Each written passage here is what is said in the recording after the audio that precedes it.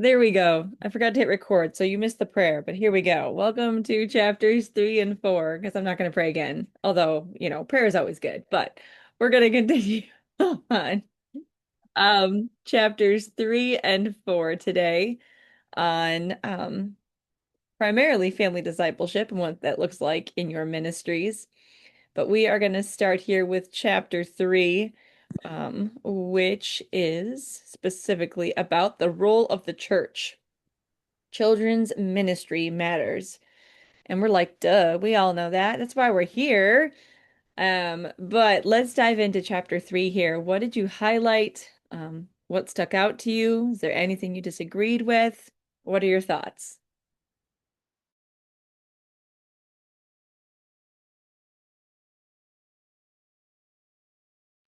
I thought that her definition of discipleship was really nice. Discipleship is the maturation of believers. It's the growth that happens after a person responds to the gospel. Because I think discipleship is a word that's used a lot, but different people have different ideas of what it actually looks like. So I think as a starting point, her definition is really a good one.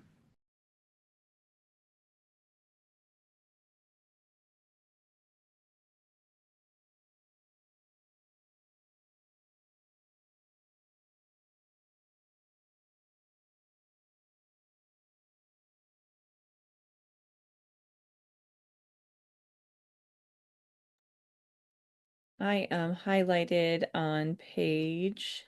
Ah, I have a digital copy right now, so I'm like flipping back and forth. I highlighted on page 39, the bottom paragraph.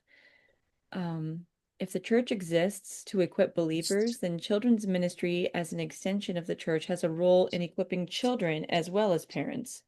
We want mom and dad in the driver's seat of their child's faith development.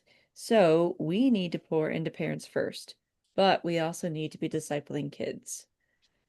And I just really liked that quote. It's been kind of my drive and motivation the past couple of years. Like for so long, I'm like, yeah, kids, kids, kids, kids. And then you just kind of slowly realize, no, wait, we need parents, parents, parents, parents. And then Mhm. you see her in chapter 4 kind of dive into how that can be made even better. But I really liked how she worded that here in chapter 4 or 3. I love that this is becoming the theme that you're hearing over and over again in children's ministry. Um, at the Kids Matter conference, one of the workshops that I went to, I loved how he brought out if the families win, the church wins. And it's again, it was the whole point of putting it back into the family instead of the family drops off the kids so they can be discipled and then they pick them up so we can do the work because we're the professionals for it.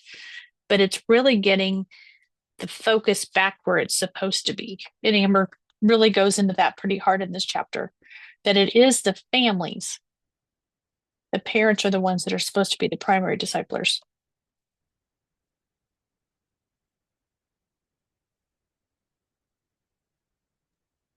I think that I struggle with I know I haven't put families first. It's like Jody said, kids, kids, kids, and then this realization about over the past year, like, oh, wait a minute.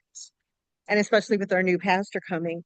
But I think for our I've been in our church for 29 years, so I have a I've seen, a couple generations come and go. Um, we don't get a lot of unsaved, new to the faith families. We get pretty grew up in church families. And so when she talks on page 38, what it looks like to equip parents, inform them of their role, train them how to fulfill this role, equip them with resources. I feel because I don't get feedback from my parents, I feel like they don't need me to do any of this for them. Now, I am being encouraged to put together a survey. Thank you, Jody. And survey our parents and ask them directly, do you disciple your children at home? How do you do that? Are there any resources that you need and we can help you with. And it's going to be interesting to see because I have a feeling families do. And I know when I send resources home, I don't really get a lot of feedback like, oh, thank you for that. Or nobody comes to me and says, hey, Mary Lou, I need an idea for how to disciple my 7-year-old daughter. Like, could you give me some resources or whatever? So it's going to be a really interesting journey for me to try to get started with this. And if I'm honest, I'm starting out a little bit discouraged based on lack of feedback and engagement that we've had over the last couple of years that I've been in this role. But I'm pressing forward because I really feel like God wants me to take this step. So I would say, like, don't be discouraged. It's going to take time and building it into your culture. Just kind of like what Amber recognized too. She was doing it unknowingly, like, taking the role for the parents. And I think probably many of us have done that unknowingly. We're like, yeah, let's resource, and do this, do that, do this, do that. And like, we're just doing it for them. And we want them to take the reins. We want them to be in the driver's seat.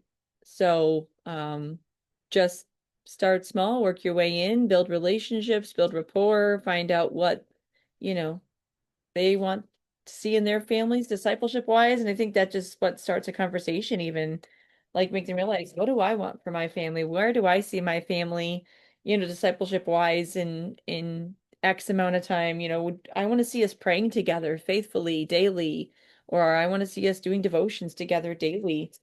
Um, I think that's where you'll start seeing stuff. So don't be discouraged. It will happen. It just takes time. I think also that when you talk about discipleship isn't just like spiritual. Like it's not just God in church and praying and all that. Like you disciple your kids through their whole walk of life. And one of the things I found, because I too have parents who we've got like fourth or fifth generation parents in our church. And what I actually kind of went from, and as a parent myself, being like, there are things I don't know I need until someone shares a story or I come across a resource and I'm like, oh, I didn't even know that was a thing.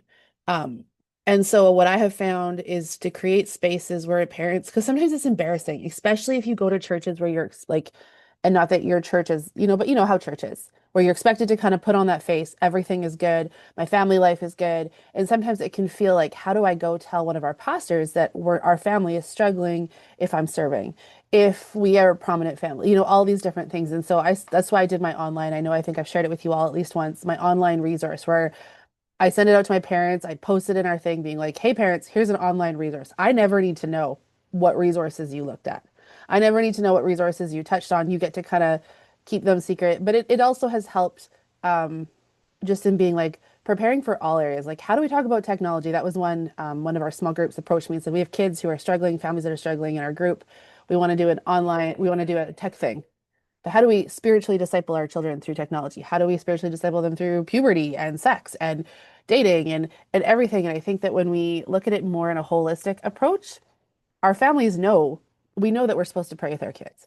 We know that we're supposed to attend church. We know that we're supposed to do X, Y, Z, but it A feels overwhelming. And so we look at the resources and we're like, oh my goodness. B, we know we're supposed to, we don't know how. Or C, I don't know how to do it in the other areas. And so I think that when you think about what you're resourcing, just because they're not talking to you, it doesn't mean they're not using them. It doesn't mean that they're not needing that. I also found that when we canceled our kids ministry program, a lot of our parents picked it up. Like not our whole program, sorry. Like we canceled Wednesday nights. I just realized that sounded really bad. We canceled our Wednesday night and I had parents be like, "Well, then I realized it was my job to do this because I didn't have Wednesday and I didn't have Sunday." And so one of the things like our program isn't to be the primary. So we focus on other, but we do equip and um, but I think even in terms of, and I know she gets into the next one, that family center, but when you're talking about things, so let's say you're working through the kids on prayer, you're learning how to do the popcorn prayer, or whatever, or to pray for each other. When you have opportunities to go to the front of the church or to be in front of the parents, incorporate what you're doing with the kids and what you're teaching because it demonstrates like it can be a thing, teach your kid to pray. Well, there's like a bazillion different ways and different styles and all these things, but if you incorporate them into what you're doing, or hey, let's have table talk questions, incorporate how to ask those questions in what you're teaching. You're teaching parents how to do this and you're showing them that it's doable because you're doing it. And share the stories of your own kids. Because I think that when they hear, hey, like I've had parents where I've had to be like, yeah, me neither. I did not do the resource I created. Nope, because we didn't have time. And suddenly it becomes that it's a doable thing. Because I think, I don't know, I read some of these books that come out for parents and I'm like, oh my goodness. As a mom with neurospicy kids, like this is not going to end well and it is not healthy for my family to do this. But that's the pressure we feel. And so I just like want to encourage you that the little things, if you like when I pray in front of the church, when I'm preaching, I will incorporate little ways that to be like, this is how like I don't straight up say this is how you can do this with your kids. I just do it so that they see it kind of modeled and be like, oh, because it seems scary in a book, but when Pastor Mary Lou got up and did the prayer this week, she incorporated like praying through the scriptures, and I can do that then. So just encourage you to think outside of some of these program or send home resource kind of things.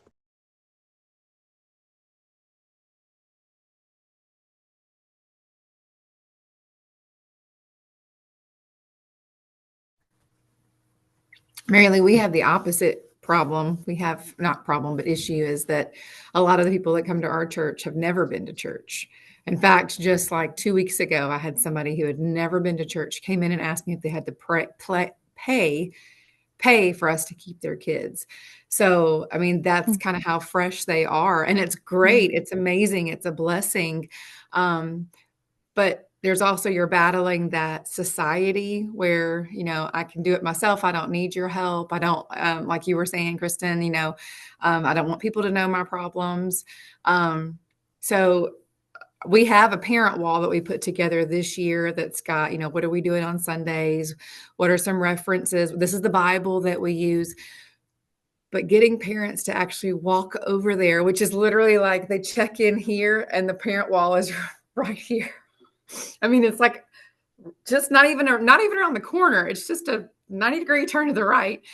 But actually getting them to actually utilize it and walk over there. We D6 has a baptism book that we got at the one of the conferences we had last year, and we wanted to put that out because so many kids they want to get baptized, but a lot of them don't understand, and you come to find out that sometimes their parents don't even understand. Mm-hmm. And we have that out the whole time, and it's amazing how many parents had no idea the wall was even there, So that's I think that what we're battling with is trying to get the engagement, the trust, the and not the trust like I trust you with my kids, but I trust that what you're doing is good and I want that as well. So let's come together, and so I can carry that to my own life and the value, I guess, seeing the value in it and carrying that value home.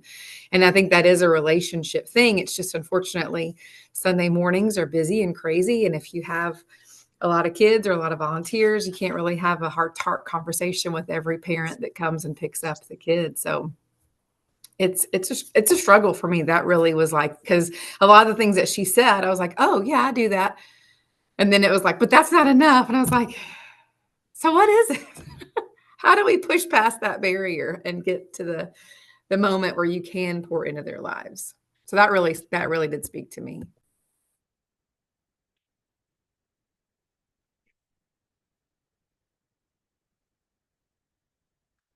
I think part of it too is looking at our ministry as not an either or, but an and.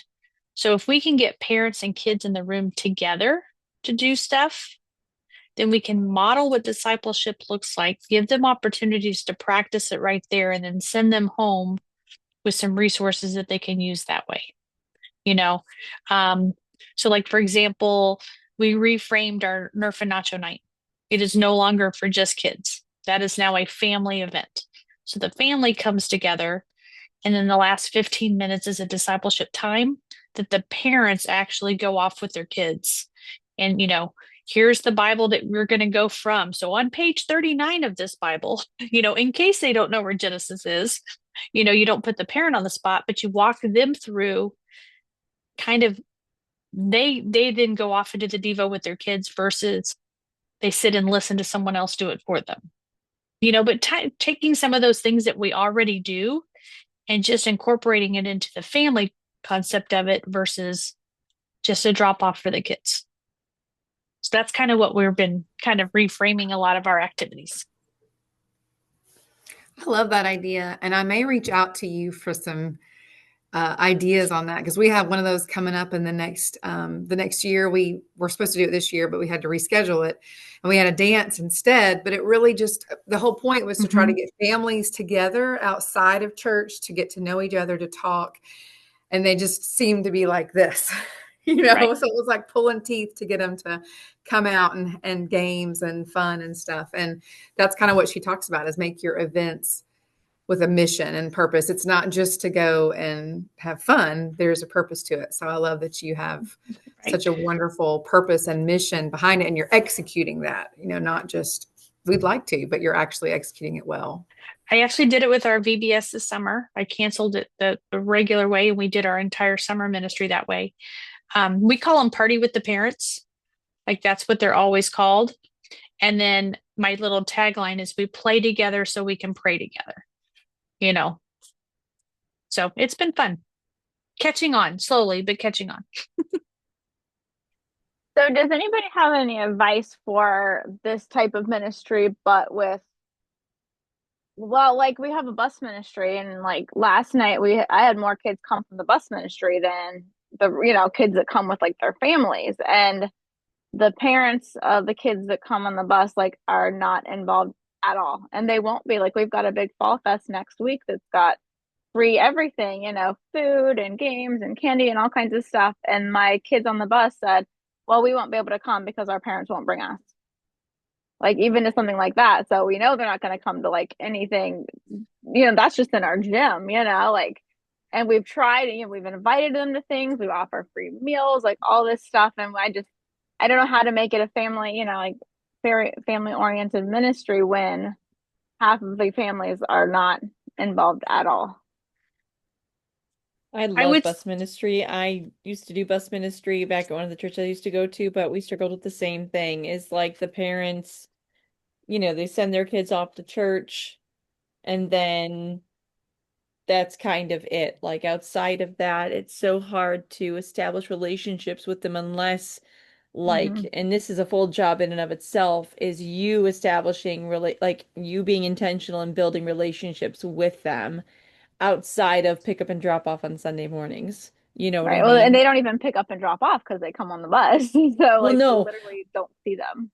Right. Well, I guess Right. my bus driver sometimes does. And I have went to their house to invite them myself to something. Yeah. And half of them don't even want to talk to me. Well, we used to do, I mean, I don't know what your bus routes look like or how you guys set it up, but like on Saturdays, we'd always go out Saturday mornings to check and see who would come on Sundays, and like that's how we built ours over time. But even with that, I mean, it's a whole different, it definitely is a whole different I don't want to say beast because that sounds horrible, but like it's a whole different thing in and of itself. Because their desire is not always to come to church. Their desire is to send their kids to church, and then, it's the end of that. I would say my focus with that is just to continue to relationship build in whatever capacity outside of a Sunday morning, not just through events, but in visiting, stopping by as if you build up bus routes or if you visit them on Saturday mornings or, whatever. I think relationship building would be key in that. Yeah. I think Shannon too on that one is as much as you would love, love, love for the families to be there, the reality is that they may not. And that would be trying to then establish a family for those kids within the church. Is there somebody that would then adopt, for the Fall Fest night, invest in those kids who could be their church family, when those kids come, because unfortunately we can't, that's only God's work to get them actually in the building. You can send stuff home, all of that stuff, and I'm sure you do all of those kind of things. Yeah. But just loving on those kids. I mean, I think more, which again, kind of the chapter we've read is more like, how do we get those families that are within the church to start discipling their kids? Because a non-believer doesn't know how to disciple. Yeah. And so we're looking at believing families. How do we shift the thought process, that the discipleship process is really on them, and we come alongside them versus what we've done for so long of the church does it and then you take them home. Right. So yeah, it's just finding those families that'll love on those kids when they get there. That's incredible to have a bus ministry like that. Um,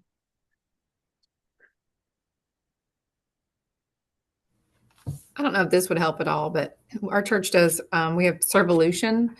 We do it twice a year, one time around Easter, and then the other time, like we just got done with ours this year. And we usually spend like a week doing different serve events that go on throughout the week. Um, and it's anything from like standing at Kroger to pass out gift cards, to doing yard work, picking up trash. So that could even be something that you might even do, is to take something to say, do you need help with your yard work? Do you need, we're so glad you're a part of our ministry. Here's a $5 gift card. Not that you're not necessarily throwing money at them and things like that, but you're showing them that you're really here to support them and love them. And that can maybe gain some grounds with trust. I think sometimes it's just people, they want to do their own thing, and church isn't one of them, unfortunately. But other people, they may trust you with their kids, but they don't trust you with just to, pour in, to want to pour back into you, if that makes sense, as a church. So that might be a way to kind of meet them halfway, have those opportunities to serve them, and then establish those relationships that way. Yeah.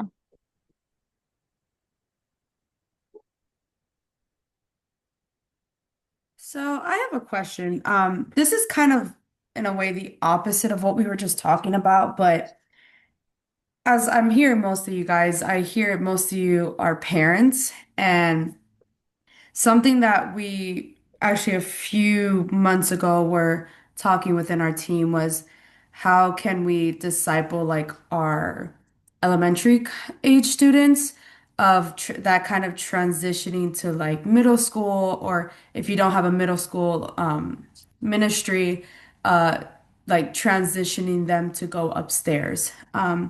And something that, that was one idea, but then the other idea we had was to have like all the kids go upstairs during a Sunday, like the fifth Sunday, and be part of the congregation upstairs during like worship time. This like caused a lot of thoughts, opinions. And for my team, both of my assistant and our deacon for children's ministry, they're both moms. And one thing they were kept talking about is like, how during the week, they give to their kids, yeah, like they're with their kids, and then kind of like that Sunday morning is for them without sounding like that. Like they try not to say it in that way, but it kind of came off that way of like, that's Sunday mornings are the time where I can go upstairs, worship God, and read the Bible without having to like, I don't want to say like this, but like deal with my kid having a tantrum or, distracting them. And I kind of like agreed on them on that, but then reading this chapter, I was like, I don't know, like is that like, because you can really see how scripture talks about how it is the parents' um command for them to do that, to train their children of the way of the Lord. They are the first person, primary, who disciples them. So what I'm asking is, do you guys have like any advice when a parent does say something like that? Because I'm not a parent. I'm not in their shoes during the week to really say like, oh yeah, you have a point. But then reading this, I was like, I don't know. Like it gave me like mixed emotions. I don't know if any of you guys have advice about that. That would be awesome. So, our church actually doesn't do kids ministry until after worship. But one of the things, and we have parents that come in that are used to my kids go off. We've even in the summer we used to completely shut down kids ministry. So all of our kids were in the service, and we had families that were like, well, why? I think that when you're like when you talk about putting them back in, not enough to be like, well, you're the disciplers of your kids. I always tell them that we believe that our kids need to be a part of the worship experience with their families because they're watching. And it's important for them to be with them during that time. So just kind of going through the whys instead of just being like, well, that's just what we do. I talk about how like when your kids are in worship, they're watching you, they're watching everybody else. They get to participate as a big body of Christ.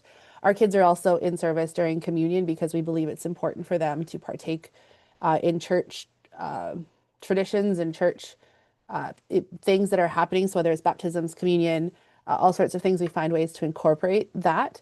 And then, but we also went a step further and we provide a space for parents at the back of the church of the little ones who are struggling to sit, because that can be the big thing. Well, why do I want to go if I'm going to spend my whole time in the nursery or the hallway?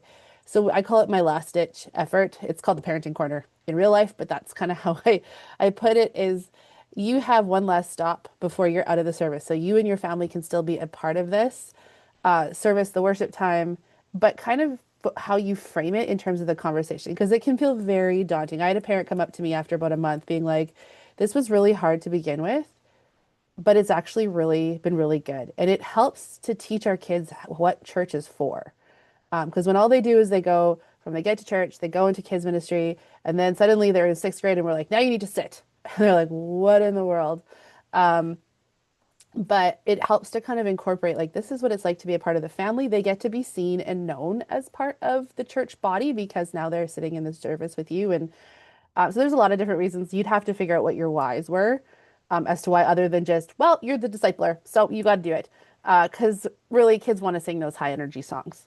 But it's interesting when our kids are invited to participate. And I've been working in the next chapter, she talks about like how it's a whole church thing. Our worship intern, but she wasn't before. Her and I have had many conversations about how do we disciple children from the front of the church during worship. And the idea that it's not just you sending your parents in there, but it's also kind of working alongside the worship team, being like, hey, Yancey does a fabulous job in her book where she's like, David instructed, I think it's Yancey, David instructed how to worship. And so I think if you like, this is where that whole church comes in, where it's like, it's the whole church is behind discipling these young children and what they do. So step one would be to figure out why you actually want them there, other than just, well, we want to make transitions good, because I think you need to have a purpose and then work with the parents through it. We provide sermon notes for our 4 to 6s because they don't get children's church. And we have a prize, which kids love prizes. So we come up with all sorts of things. So I think those are some of the ways that you can incorporate it. And it works. Like when new families come in, I give them the spiel. Your kid doesn't get dropped off till after they're called and all this stuff. And we've never really had problems. I'm sure there are families who left after the first time, but then that maybe isn't where they're at this moment. And that we have to be okay with that.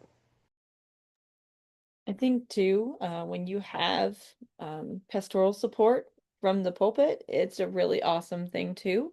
I saw this video on TikTok the other day of a church somewhere in my area. This pastor was preaching away, and then all of a sudden, this little toddler took off for mom and was running up the center aisle and made it to almost to the pulpit. And you could hear the mom going, oh my goodness, I'm so sorry, I'm so sorry. And the pastor's like, no, this is my community. And he picks him up and continues to preach as like the toddler's just sitting and chilling in his arms. And I'm like, this is awesome. This is what we need more of. And so like kids are not looked at as a nuisance. Kids are not looked at as something that should be separated. That they're part of the church. Now granted, like we have separate areas for ours, but we have worship Sundays where our kids are in there and they are up in the front singing and worshiping right along with our worship team. But I mean, like to see like when your pastors embrace kids like that, or like your pastor would be like, hey, today is worship Sunday or family Sunday, and we've got little ones in here and we're excited they're in here. Like your pastor acknowledging it, I think that says a ton. So that's another big thing.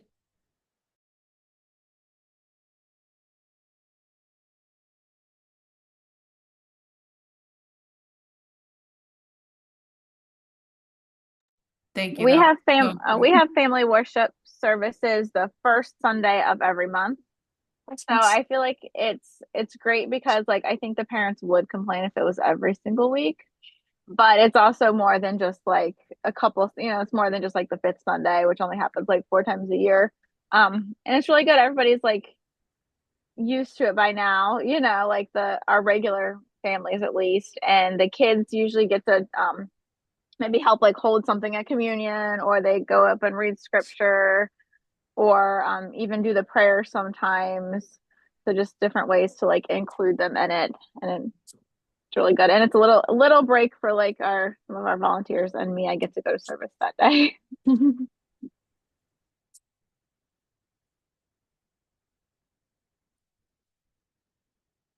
I think part of this, though, is not just the Sunday. This whole chapter is about the lifestyle of a family and the rhythms of a family and the discipleship that happens there. Um, so it is hard when it's a one service church, you know, and trying to get either volunteers that'll go back and disciple, or having to have parents. Because I mean, I understand their point is they come to church so they can get fed, you know, so that does make that sometimes a little difficult. But I think the messaging is, what can we what can we glean from Sunday that we can take home to make Monday different? You know, not just the Sunday morning stuff.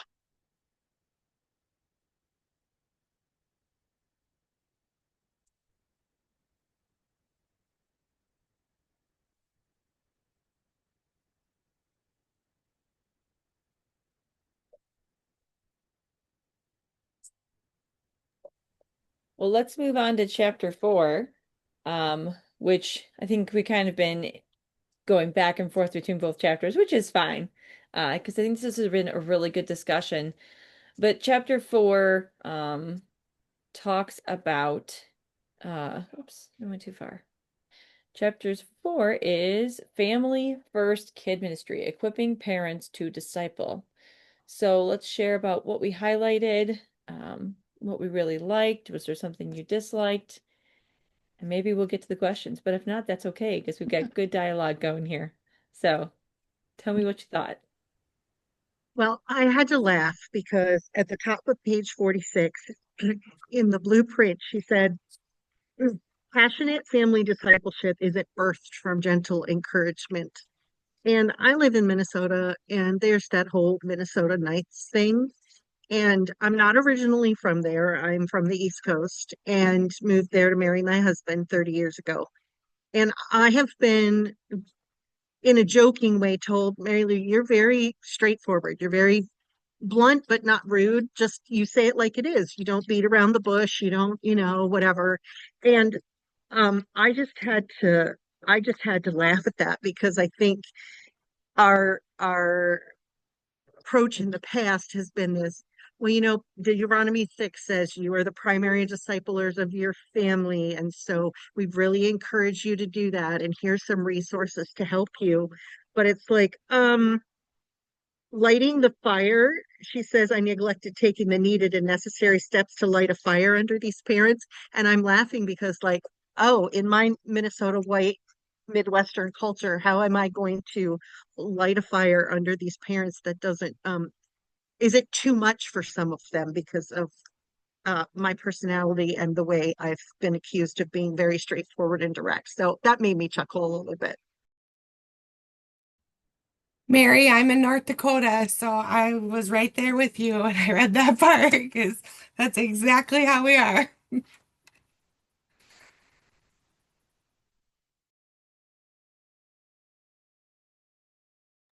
And the thing is, you don't want to guilt parents into this. You don't want to shame them. Like, you have to be careful of that. But just asking God and the Holy Spirit for the words to say that will just all of a sudden their eyes are open. They're like, oh my word, this is the most important thing that I will ever do for my children.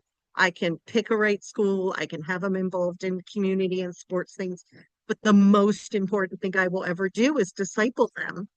Um, and looking for a way to light that fire without being shaming and giving people a guilt trip, which I am more than happy to do, but have realized that I probably shouldn't do that.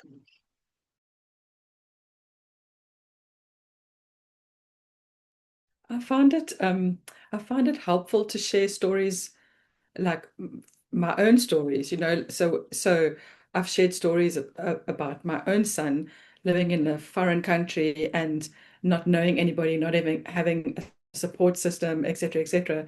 And the only person he could rely on was God. And that, the most important thing that you can do for your child is actually teach them about God and how to pray and what the Bible says, etc., etc. So I think it does help when you can share from your own stories. But yeah, it's quite difficult to get the parents to sort of take ownership. I feel that this is actually their role.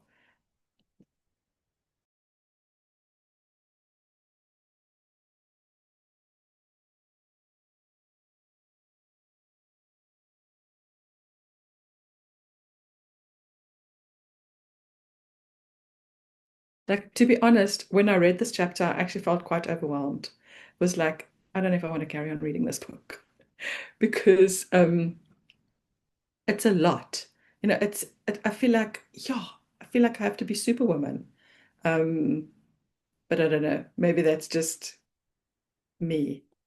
Um, to I think feeling like I think that if you're going to do something like this, if you're going to be family first, Kidman, you're not going to be able to do it by yourself as a children's pastor. You're going to need everybody on board. So actually, it feels like you first have to convince your pastor and your eldership about the importance of this. And then everybody's going to have to work together to actually make this happen. Because I think if you just try and do this just as the children's pastor, it's not really going to be that successful. This has to be a culture change within your church, I feel. Like you're saying, Lynette. I mean, you hit it right there. If your women's ministry and your men's ministry is also not taking every opportunity to talk about the family leading, if your student pastor is not involved, if your, it does take the church to say that this is the direction that they're going to message most ministry events. It has to be that way. Otherwise, you're just this one little voice over here to the side.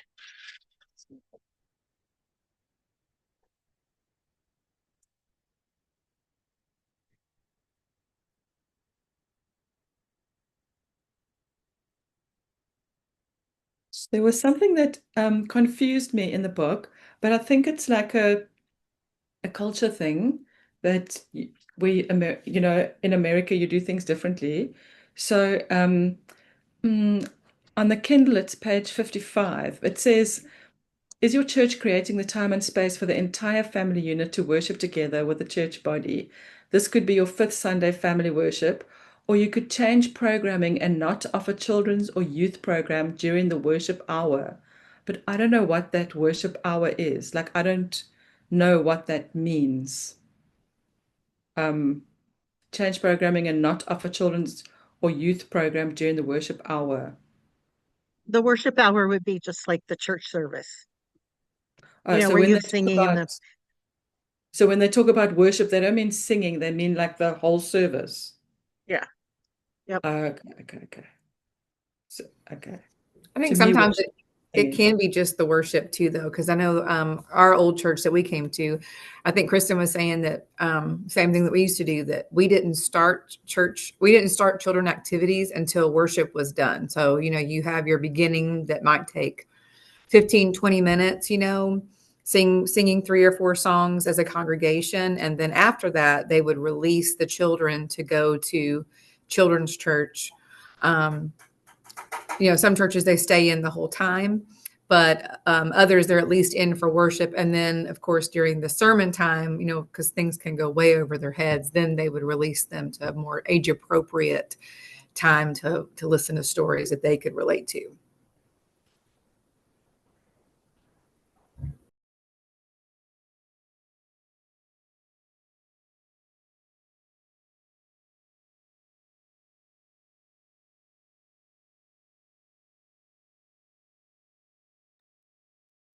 I feel like I'm doing all the talking, but another thing that yeah, I don't know that I just can't, I don't see how this can work. It says, Can you create a culture in which parents introduce Sunday's lesson at home during family worship the week before? Maybe this looks like simply sending the take-home paper the week before, or a Facebook post encouraging families to read the passage before church. And like I'm I'm a very practical person. To me, that I can't see how that would ever work. I would try, but I don't think it'd be possible in mine either. Um, I know there are like a lot of apps out there who like slowly introduce Bible stories, or like here's a quick car ride conversation you could have with your kids, or here's a quick verse you can share with your kids. That I mean, that would probably be a quick and easy way to introduce the upcoming week's Bible lesson. But uh, I just, I know most of my take-home papers, I haven't done them, but when I did them, I'd find them all around the church. So, um, I stick to online things more than anything. Or, um, I've gotten behind. I'm not the most consistent at this. I would also have, excuse me, on my parent resource wall, there's a bulletin board that I would put a QR code up um, to access the online lesson portion or the online email for parents to access so that they could go over the Bible story and things or the videos that they could watch at home with their kids. So, I mean, that would be the best way for me to equip my parents. But I can't see sending papers home and them using them necessarily to pre-teach the lesson that they're going to learn. I can't see using Facebook now either, especially with my younger families. Oh my goodness. They don't go on Facebook. They want Instagram or TikTok or, something like that. I actually had a dad a couple of years ago ask me if I could send the take the family conversation questions the week before we actually taught the lesson. Yeah. And I was having trouble keeping up with even sending them like the Tuesday after Sunday. So here's what we talked about on Sunday. Here's what you could talk about during the week. I use the Gospel Project, and they do have like a um family or like learn at home or an email you can send parents that has the recap and questions to spark conversation with your kids. And what I've heard from a lot of my families is you're I get so many emails during the Mhm. week from all the three schools that three different of my children are in, and then all the sports stuff. And honestly, your emails get lost. So I'm like, well, then why am I even bothering to send them? Because they get lost. So I don't think there's any magic bullet. And I think what I've done is I've tried to do all the ways, send the email, put it on Facebook, put it on Instagram, like just cover all the bases. So maybe at some point they'll see one of them and try it. But like Jody said, I'm not consistent at it and I haven't been doing it. And it's one of those things on my list to get back to doing again. And Lynette, I think it's back to again, same concept. It's got to be a culture thing. Our parents, is the pastor sending out to the adults the week before what the message is going to be for that Sunday? Our students sending out the week before what the message, so it has to be a church-wide culture that they're expecting to come into church prepared versus leave church to apply, what they've learned. So I don't know that it can go bottom up on this type of a concept versus top down. But it's a alternate form of schooling that I think she possibly got the idea from, Mm. where the for homework the Mhm. children would watch a video about the lesson, and then when they're in class they would do the questions together, as opposed to doing the lesson together and then doing the questions by themselves at home. So possibly she got the idea from there. And I mean, yay, it would be fantastic if it did work, but I'm not sure Right. that it would. So as a parent, I absolutely hate apps. We have done the Grow. I tried the Grow app. I hate the emails. I hate it all. Like my school, I actually don't even read half the stuff that comes back because I'm like, you've sent me 700 between three teachers. Like the list is like this long of things I need to check. And so I don't do any of that. And I think like I get the idea behind it, but I think when it comes to discipling our kids, I would rather have them take the lessons that like so, fear, God meets me in the dark. They don't need to be talking about the story of David being scared. They need to be, talking about how God is meeting them in the dark when their child is freaking out and how do we combat that and how do we. So I like to do things that are a bit more like bigger picture in opposed to story based. Like if they don't know the story before they come in, I'm going to have guests. They're not going to have gotten the email that said whatever. And all of us are fairly busy. And as Mary Lou pointed out, we don't even have time to send the email from this week, never mind next week. But one of the things I found that seems to be working quite well with my parents is so when we in our children's church, we do things, um, we kind of focus things, is just how it works. Or if there's a particular topic that's really hot in parenting, so anxiety was a really big one here. I actually give resources that relate. So, like, this is a book that we use.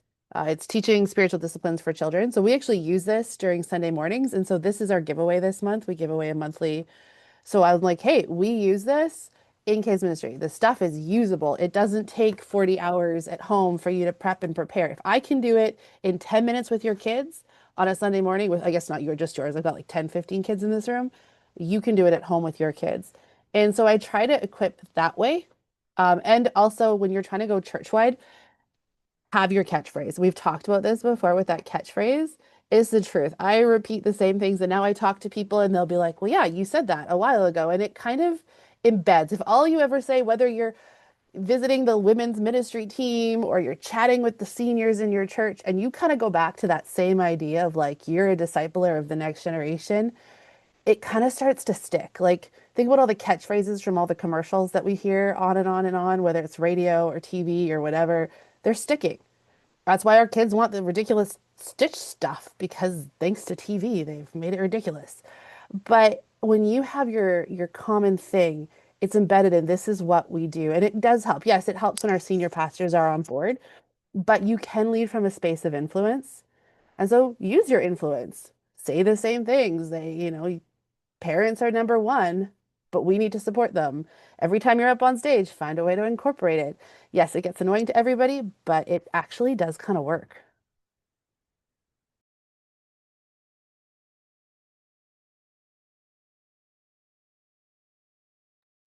I have a question. How many of you have a hard time getting into adult spaces? Meaning, I don't get on the stage. I don't do announcements. I don't, that's not something my role does. Um, if I attend a women's event, I'm attending as a female from the church. I'm not necessarily attending as a staff person. So I have to be very creative and very intentional in every one of those places that I can speak into. Do you guys see that too, or do you guys have influence from up front? Like you personally are influence up front? Our pastor believes that I need to get up on stage at least once a month so people know who I am. So I do get announcements or kid dismissal. I do preach twice a year. Um, but I'm actually really just passionate about like Mhm. about family ministry. So even if I'm at like I go to women's Bible study as an attender, Right.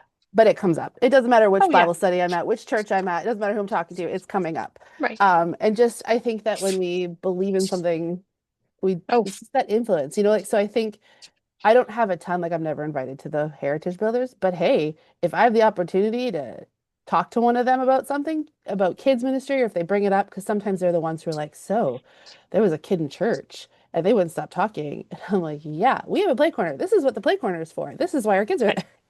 there. So I think, yeah, using those fears, but I think a lot of times, yeah, I guess if it's not something you're passionate about, then maybe it doesn't come up as much. Um, and I'm not saying like, our church now has this whole amazing, it's a work in progress. I've been here Oh, 9 years yeah. thanks to COVID. It's really put everything back. But I think that if you use every like your Mhm. catchphrase, whatever your catchphrase is. But Yep. yeah, I get Arch Pastor believes it's important that I have to go up on stage at least once a month. If I want to, I would. Like if I need to, I can. Um, I'm like I've been physically on stage multiple times. I've been in announcements. I'm just not like, yes, I have to be in front of the camera. Like, I don't know. It's not my like must have. Um, I don't know. Once I'm up there, I'm fine, but I don't know. It's not my joy to be in front of a camera. But yeah, if I need to, they'll make it happen.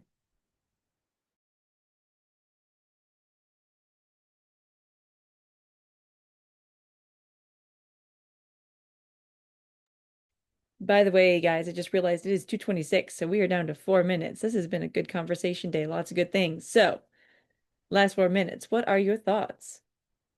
Or continue your thoughts, or answer Stacy's question.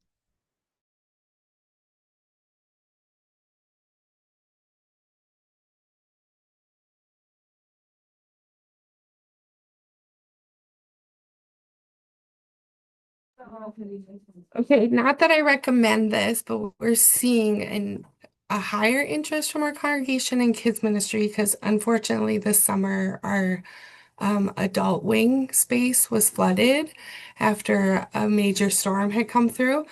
So had to be completely gutted. It is in the process of being redone. So we have had to share kid space with the adults. And many adults who hadn't been to that side of the building. And so it's been actually a huge blessing to have them there and have them ask questions of like, you put how many kids in this room every week? And it's like, yep, if you're uncomfortable, think how uncomfortable they are. And plus then we were having some updates done in our kids' wings, some needed maintenance and stuff that has now been put on hold. And so for them to be in the space and see that, yes, this is what we have to work with and we make the best of it, has been great. And just for people to see like, wow, there are a lot of kids. Yep, we have a lot of kids, and that's why we need lots of help. So it actually has been a blessing, but yeah, not one that I recommend getting the word out about kids ministry and what's needed. But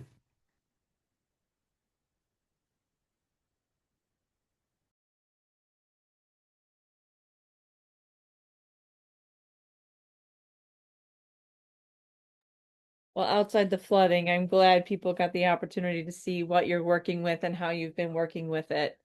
And hopefully through that, you get more people to serve or more people to see what is needed for your space.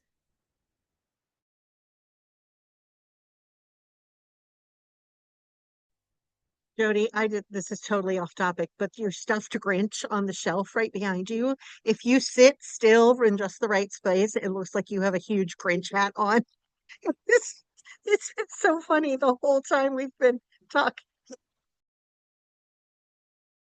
I got him from Costco the other day, and it's so funny. One of the little girls in church, I guess we had small group here on Sunday, and she came in my office and she ran back to her mom crying, saying, Miss Jody took my Grinch. And she's like, what are you talking about? And so her mom came to my office and she goes, Alice, do you not see the rest of Miss Jody's stuff? She definitely didn't take your Grinch. Miss Jody loves the Grinch. So, yeah, she thought I went all the way to her house, took her Grinch, and then put it on top of my top shelf of my desk or my shelf. But, yeah. But now I can see how it looks like a hat, depending on how I sit. Just right. Hmm.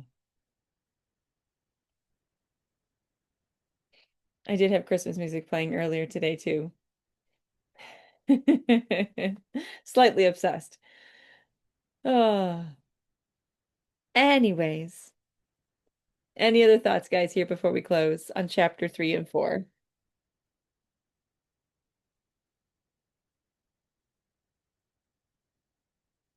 All right. Well, Amanda, would you mind closing us in prayer today?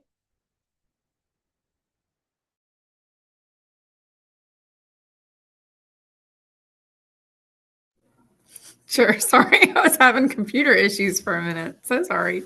Absolutely. Father God, we thank you for this opportunity to come together and just grow as ministry leaders. I just pray that you would pour into each one of us your desires, and your blessings, and that you would give us wisdom and knowledge to know how to traverse these roads that we're on, and how to lead and guide the families that come into our ministry and our churches, and that you would just help us to show them the grace and love and mercy that you show to each one of us. I pray that you would move in our churches, and that you would light a fire in our families to desire to pour into their children, and that we can help them step up and be those spiritual leaders that you have called them to be in their homes. That you would help us to know how to pour into them and how to help them, to minister to them, so that they can grow as a family, but also grow in their walk with you. I just pray that you be with each one of us as we go our separate ways, that you would keep us safe, and that you would just give us your favor and your blessings. And in Jesus' name I pray, amen. Amen. All right, guys, have an awesome week. I pray your Sundays go well. Have a good one.